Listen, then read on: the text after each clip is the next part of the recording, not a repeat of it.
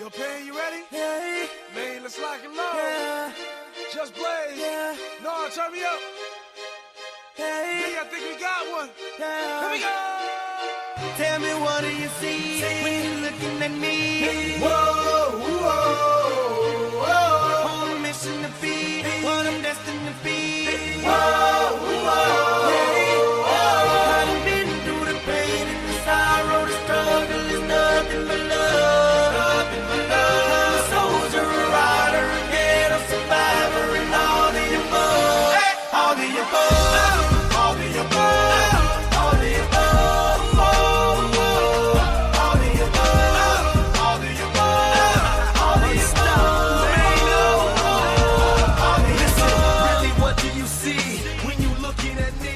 See me come up. Hello, everyone, and welcome into Deits Sports Talk. It's been a while, my fans, for Deits Sports Talk, but I am back, and I have a co-host, and his name is Cameron Sadeghi, an NBA insider / NFL insider. Cameron, how's it going? I'm doing fine. It's great before we get Christmas going. So thanks for everyone listening today. Well, you have the commissioner and co-commissioner of national sports, so you get the best for this show here today. And we're going to be talking about nothing better than the NBA, the Western Conference, screw the Eastern Conference. I mean, really. I think the Western Conference is more interesting to talk about. But the only thing going good in the Eastern Conference, and a guy that's been on the bandwagon, Cameron Sadeghi for the Toronto Raptors. Is that true, Cameron? Yeah, I've been on the bandwagon for quite a while now. Well, he's been on it for a while, so you gotta give him credit. You gotta give him credit where credit's due. Alright, well, let's get to it. The Golden State Warriors in the Western Conference lead it 23-3 in Cameron. You know, I listened to the show, what was it, the show, like, whatever. I listened to one of your shows, and I want to make this publicly. A little disappointing you said the Warriors were going to be number one. I need to know why. Specifically, give me 3 good points why you thought the Warriors, why you were surprised the Warriors were going to be number one. Because anytime you have a first-year coach, usually they don't get the number one seed. The first-year head coach, it's a struggle to even, most head coaches struggle to even get to the playoffs in their first year. So that I wasn't sure about Kerr. I didn't know he was that great. Number 2, I thought their bench was good, but I didn't think it was great or elite. And then number 3, I just didn't know that Stephen Curry would improve this much all around, along with Klay Thompson. They both really improved in the offseason, all-around game. They're not just shooters anymore. They can do it all. They can get to the basket. They've been playing better defense. They've been doing an excellent job together. So those are the 3 reasons why I was surprised they got to the number 1 seed. But I have to say the Warriors this year, especially, they've had guys that step up out of nowhere. That's what I love about Golden State. Justin Holiday, 18 points last night. You gotta be kidding me. Who the heck is this guy, right? Yeah. He's a rookie. It's amazing. I think it's because of how unselfish they are. And it starts with Steve Kerr, because now they're moving the ball more than they did with Mark Jackson. With Mark Jackson, he would kind of put it in the hands of Stephen Curry and Klay Thompson and tell them to create for the whole offense. But now, everyone's sharing the basketball and everyone has a chance to make a play. And this is probably the guy I gotta love the most here. He had to step up during David Lee's injury. Mr. Draymond Green. This guy plays defense. He plays offense. He can do anything. That's what I love about Draymond. And I hope Golden State at least trades David Lee, because, if you're hoping David Lee starts, tough luck. Because I gotta say, Draymond Green really deserved the spot this year. Yeah, David Lee. I still think David Lee wouldn't mind coming off the bench. I don't think he'll ruin the chemistry if he comes off the bench. But yeah, Draymond Green, he's always been one of the most efficient players in the league. I know a lot of people are surprised considering, he's not a big name. But yeah, if you look at the stats and everything, he's one of the most efficient players. and he's one of the smartest players in the league. So you have to love Draymond Green, and he's willing to sacrifice for the team. He's willing to do whatever is necessary to win, and that's what you have to love about Draymond Green. And also, I watched the game last night between the Warriors and the Kings, and something that interesting David Lee said was, this is just a new role for me. I'm just getting back into things. And wherever the coach wants to put me, he can put me. I mean, I just want this team to win. And I love that. I admire that. Andre Iguodala took the bench job like it was nothing. So, give the Warriors credit where credit is due. Final thoughts. Stephen Curry, I mean, he knows how to pass the ball. He knows how to shoot. Maybe not the best defender, but this guy, I think Stephen Curry is one of the best players in the NBA right now. Probably say top 5. Yeah, I mean, I think, if he continues the way that he's playing, he's going to win the MVP. Curry, I mean, I know he's not the best defender, but he's improved, which is always important. Shooting, we always knew that, but the passing and, overall offensive game, everybody would always doubt him when it comes to driving to the basket. But I think there are no worries anymore when it comes to Curry going to the basket. I mean, he can finish, against any defender. So I think, Curry's improvement, they're just a scary team. I mean, when you have Curry, who could be in the MVP, plus the fact that they're unselfish, I mean, it's hard to beat them every night. And they love to pass the ball, but another team we have to get to is the Portland Trail Blazers. They are first in their division, second in the Western Conference, tied with the Memphis Grizzlies.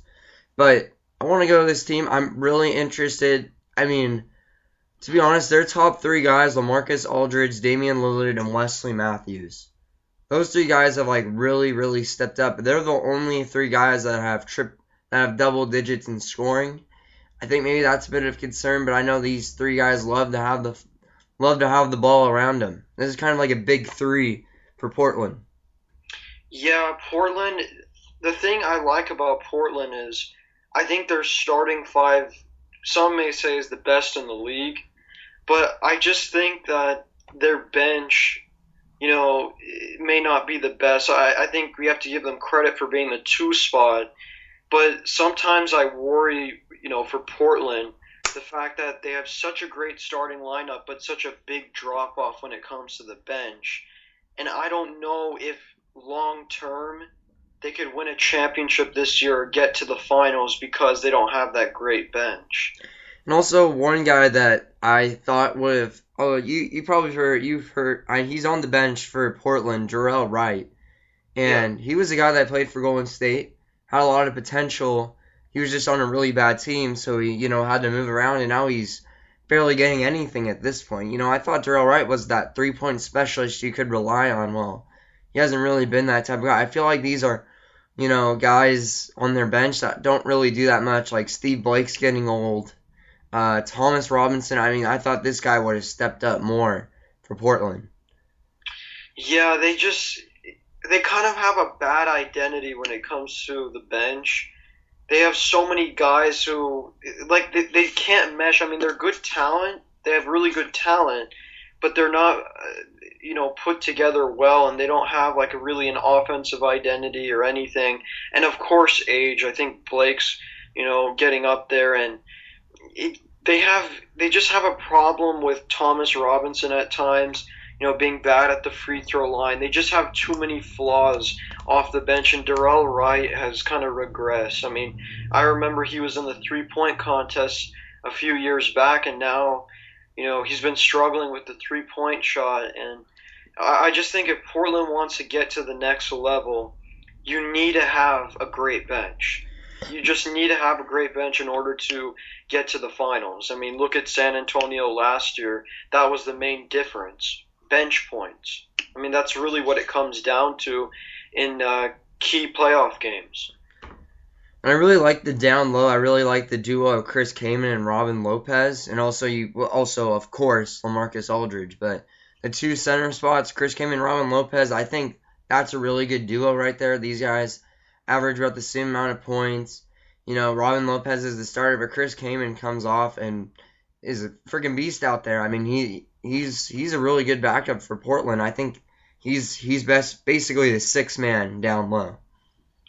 Chris Kaman he's always been great. I mean, he was an all-star when he was on the Clippers.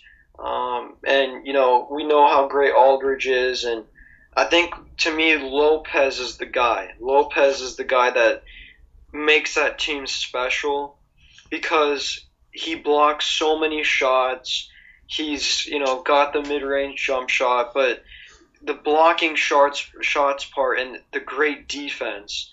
I think you can't underestimate how great Robin Lopez is on defense and how much it helps Portland for getting far into the season and being the 2 spot right now. And let's go to final thoughts here, and we can move on to the Memphis Grizzlies. My final thoughts for this team, I have to say the big three really does help, and I think that's, we've seen it with Miami, we've seen it with a lot of different teams, and it really works. And I think that's what Portland's going to have to go for him. I think you just got to give the ball to LaMarcus Aldridge, Damian Lillard, Wesley Matthews. But I have been impressed with Wesley Matthews the last 2 years. He has really stepped up points-wise. Yeah, he has. And I agree with you with the big three part. All right, let's move on here. We're obviously going to talk about this Memphis Grizzlies team. They've been kind of struggling lately.